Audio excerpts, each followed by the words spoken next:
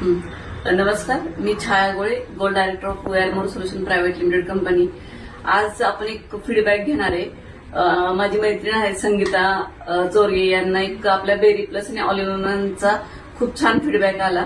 तर आपण त्यांच्या तोंडून ऐकूया की त्यांनी कशासाठी घेतलं आणि त्यांना कसा रिझल्ट आला.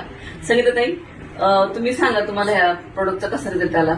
मला पाठीमध्ये गाठ आलेली चरबीची खूप त्रास होत होता. डॉक्टरांनी सांगितलं ऑपरेशन करायला, पण मला कळलं की आयुर्वेदिक औषधं भेटतात. तर मी ताईंना विचारलं की काय औषध आहेत का, ते बोलले आहेत. तर मी घेतली ते औषधं.